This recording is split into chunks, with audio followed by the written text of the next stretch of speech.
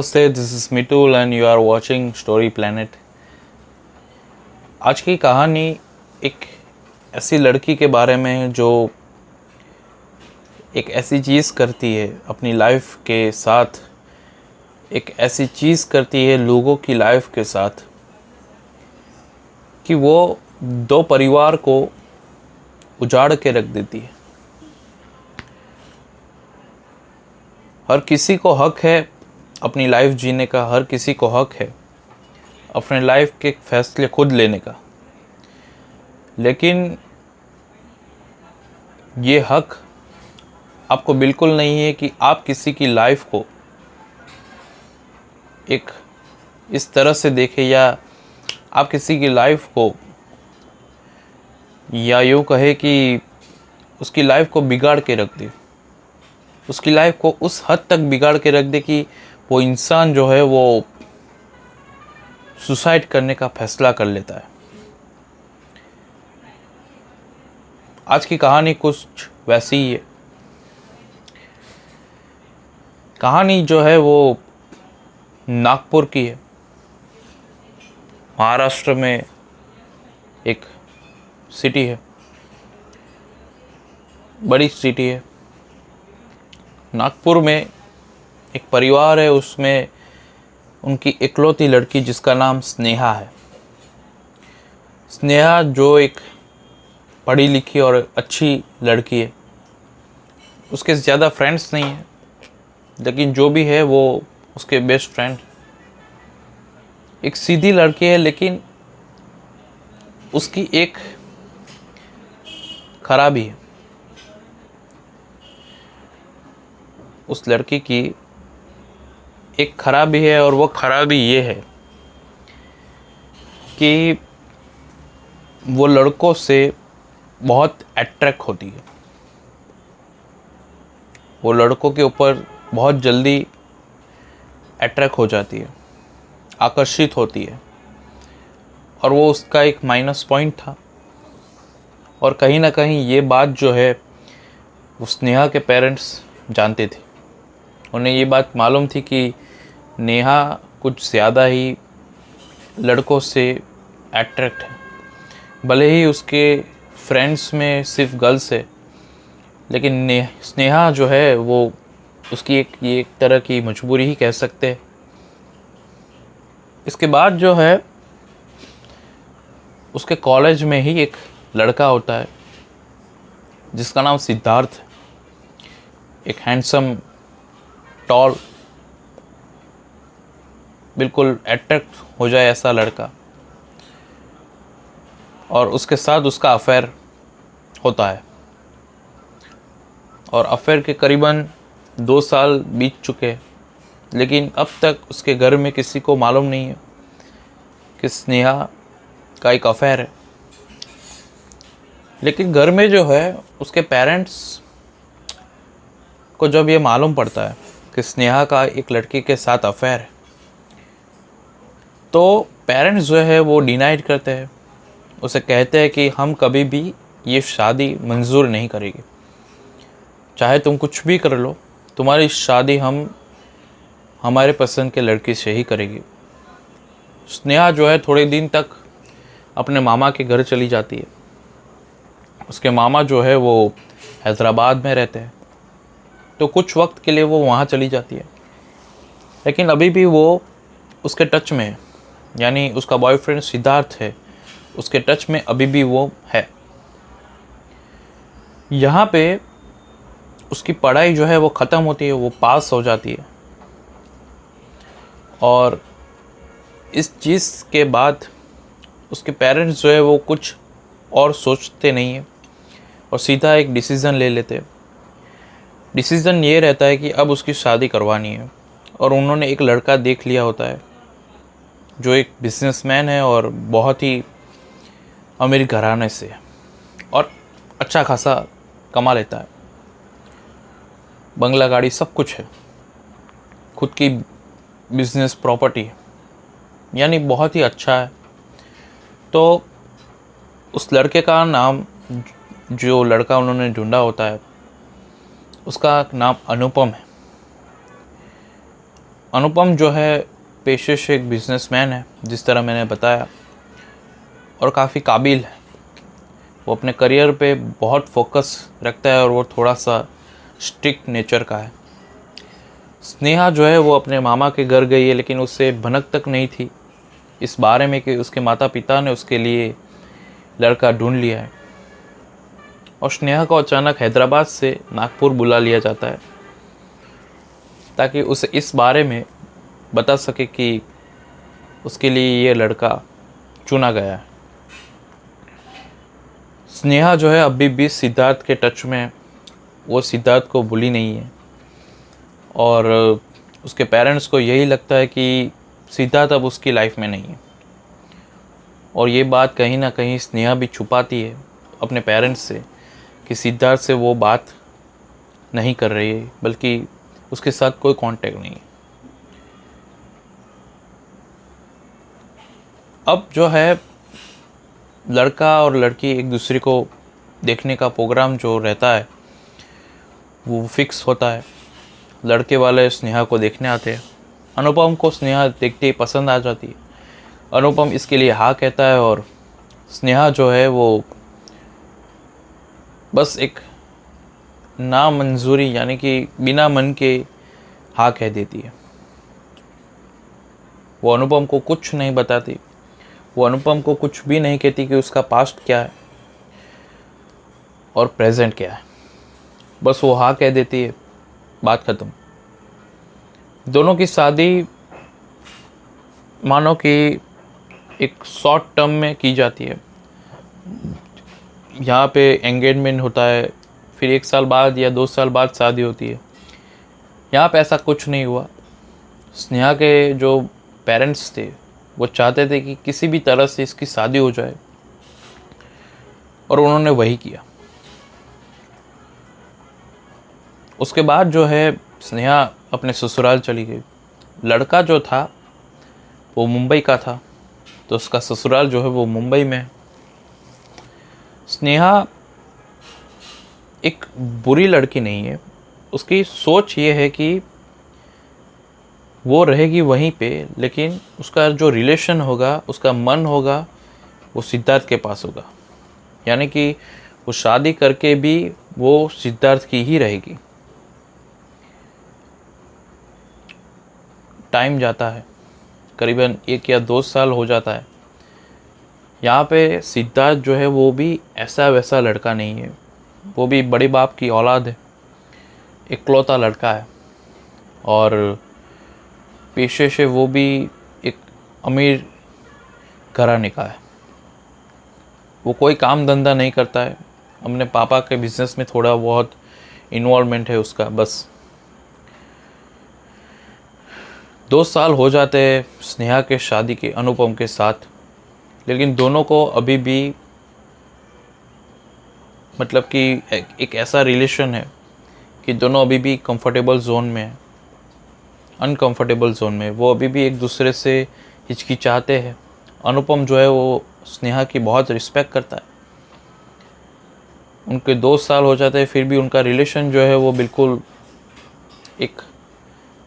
एक बुनियाद रहती है, जहाँ पे रिलेशन में लव, विचार, एक दूसरे की भावनाओं पे जो बात होती है, एक दूसरे की फीलिंग्स पे जो डिस्कस होनी चाहिए, एक दूसरे की फीलिंग को समझना चाहिए, वो चीज़ यहाँ पे थी ही नहीं।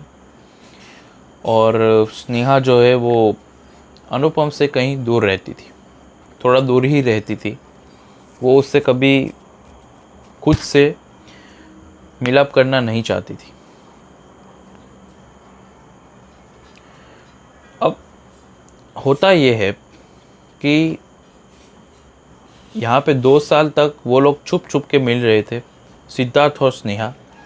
अनुपम को इस बारे में कुछ भी पता नहीं था। तो एक टाइम आता है जब सिद्धार्थ जो है वो अपनी बर्दाश्त, अपनी हदें जो है वो पार कर लेता है। वो कहता है कि अब मैं कुछ भी बर्दाश्त नहीं करूँगा, अब मुझसे नहीं रहा जाएगा। या तो मैं किसी और से शादी कर लूँ या तुम मेरे साथ मेरे घर चलो। ये एक सिद्धार्थ का एक स्टेटमेंट था जो उसने बताया। स्नेहा जो है वो कहती है कि ऐसा मैं नहीं कर सकती। यहाँ पे एक बात मैं थोड़ी क्लियर करना चाहता हूँ कि स्नेहा जो है वो अब तक उसने 2 साल में करीबन 55 से 60 लाख रुपए जो है उसने दोनों से, यानी अनुपम से भी और यहाँ पे जो सिद्धार्थ था, जो उसका एक्स बॉयफ्रेंड था, जिसके साथ उसके निजी संबंध थे, इन लीगल रिलेशनशिप था उसके साथ, तो दोनों से उसने वो रकम जो है वो बरामद की थी। 55 लाख रुपए कोई कम रकम नहीं है। यहाँ तक कि कहीं गहने ज़वारात जो है कैश कभी कभी वो सिद्धार्थ से भी लेती थी और अनुपम से भी। अनुपम तो बिल्कुल बेचारा शरीफ की तरह, वो कुछ भी मांगती वो अनुपम उसे डबल देता था, ताकि दोनों के रिश्ते में कुछ रुकावट सी ना आए।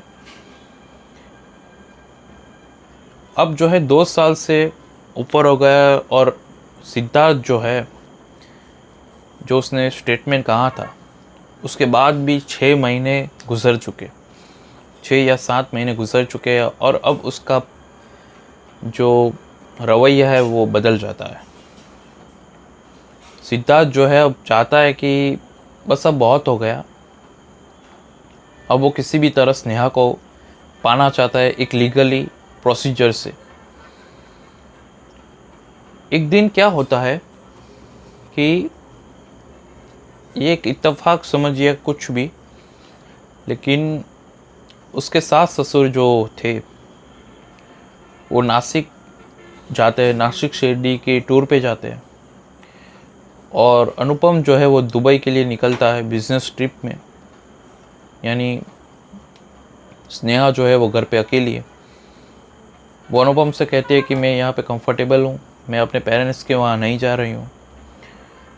दरअसल सिद्धार्थ जो है वो उसके साथ रहना चाहता था, इसीलिए वो अपने घर पे स्टे कर रही थी। यहाँ पे सिद्धार्थ जो है वो मौके का फ़ायदा उठाता है और वो उसके घर आता है। लेकिन उस दिन सिद्धार्थ जो है वो पूरी तरह से नशे में था। उसने उतनी पी रखी थी कि वो ठीक से खड़ा तक नहीं हो पा रहा था। दोनों में बातचीत हुई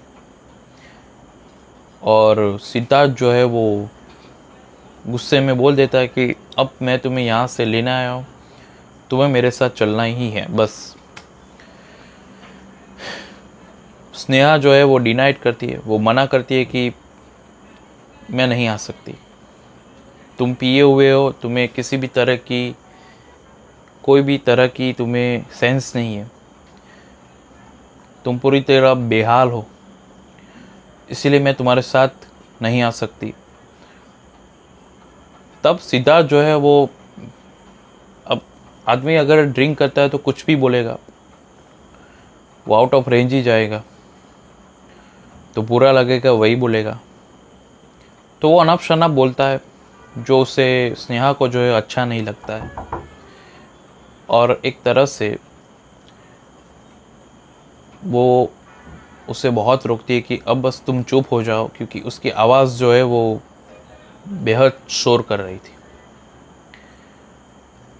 उसके बाद जो है वो शोर और बढ़ गया, दोनों में बहुत बहस हुई और इस बहस के चलते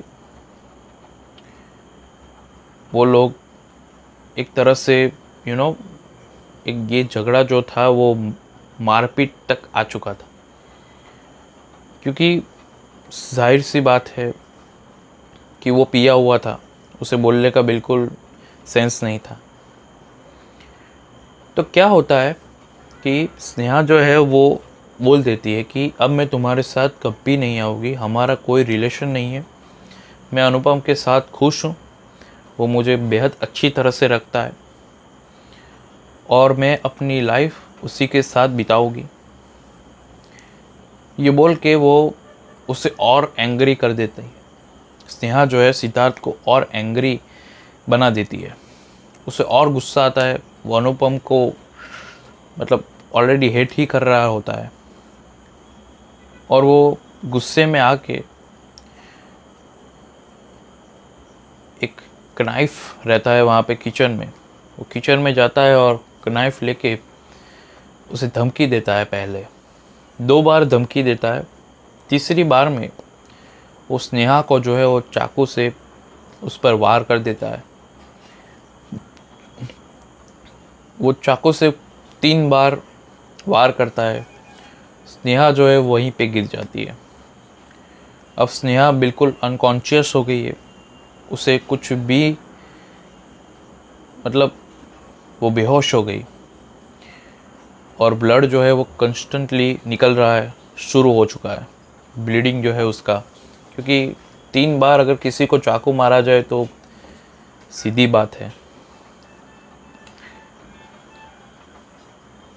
ये सीन देख के सिद्धार्थ जो है वो पिया हुआ है फिर भी वो हिल जाता है। वो सोच नहीं पाता कि अब मैं क्या करूं, व्हाट कैन आई डू। तो वो क्या करता है, वहाँ से भाग जाता है। उसको वैसा का वैसा रख के, वो जिस सिचुएशन में उसी सिचुएशन में उसको रख के वहाँ से निकल जाता है। और वो फिर वहाँ नहीं आता है। अब घर पे कोई नहीं है, यहाँ तक कि उसका हस्बैंड अनुपम जो है वो दुबई से कॉल कर रहा है, लेकिन वो कॉल अटेंड नहीं कर रहे क्योंकि स्नेहा की जो है मौत हो चुकी है। उसकी मौत करीबन 1 घंटे बाद शायद उसकी मौत हो जाती है, क्योंकि वहाँ पे कोई मौजूद नहीं था जो उसे अस्पताल ले जाए। पास ही में एक घर था जहाँ पे उसकी फ्रेंड रहती थी। वो घर का डोर ओपन देख के अंदर आती है और देखती है कि स्नेहा जो है वो गिरी हुई है, उससे ब्लड निकल रहा है और उसे चाकू लगा है। वो तुरंत अस्पताल एम्बुलेंस बुलाती है, लेकिन उसे वहीं पे डेथ घोषित कर दिया जाता है कि उसकी मौत हो चुकी है। पुलिस बुलाई जाती है और अनुपम को इन्फॉर्म किया जाता है। अनुपम के पेरेंट्स को इन्फॉर्म किया जाता है, स्नेहा के पेरेंट्स को इन्फॉर्म किया जाता है। सभी लोग स्पॉट पे आते हैं। अनुपम जो है वो दूसरे दिन आता है। सब कुछ बहुत ही जल्दी हो गया। किसी को कुछ पता नहीं था, लेकिन एक्सेप्ट स्नेहा के पेरेंट्स। उन्हें ये बात पता थी कि स्नेहा के अफेयर सिद्धार्थ के साथ अभी भी है, अभी भी उसके साथ उसके अफेयर है। ये बात उनको पता थी और कहीं ना कहीं उन्हें शक था कि ये काम सिद्धार्थ का ही है। पुलिस जो है उसकी तहकीकात करती है, पुलिस क्रॉस चेक करती है, सिद्धार्थ को ढूंढती है, लेकिन सिद्धार्थ जो है वो घर पे नहीं मिलता और उसे कई जगह पे ढूंढा जाता है, लेकिन सिद्धार्थ उन्हें नहीं मिलता है। आखिर में करीबन 15 दिन बाद सिद्धार्थ जो है वो दूसरे शहर में मिल जाता है। उसे पकड़ के लाया जाता है और सब कुछ कन्फेस किया जाता है। दोस्तों, स्नेहा शायद भले ही बुरी लड़की नहीं थी, भले ही उसका रिकॉर्ड साफ था, उसकी नीयत भले ही शायद वो पैसों की वजह से दोनों के साथ रिलेशन रख रही थी, या ऐसा कह सकते हैं कि उसको पैसे भी अच्छे लगते थे और लड़कों के साथ रहना भी, इसलिए वो दोनों के साथ रिलेशन में थी।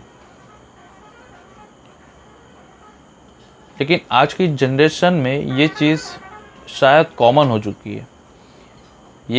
ये जो चीज़ है, ये रिलेशन वगैरह, ये सब बहुत ही कॉमन हो गई है कि लोग आज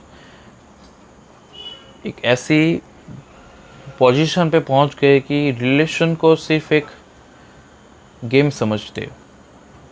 वो इस नींव को बिल्कुल सीरियसली नहीं लेते। स्नेहा ने अगर अनुपम के साथ हमेशा के लिए लॉयल और पोलाइट होके अपनी ज़िंदगी बितानी फिक्स की होती तो शायद वो आज ज़िंदा होती और बेहद हैप्पी होती। लेकिन अफसोस कि स्नेहा आज इस दुनिया में नहीं है, सिर्फ़ और सिर्फ उसकी बेवकूफ़ी की वजह से। ये कहानी यहीं पे ख़त्म होती है। उम्मीद है आपको ये कहानी पसंद आई हो। हमारे साथ जुड़े रहिए और इस चैनल को सब्सक्राइब कीजिए। Thank you.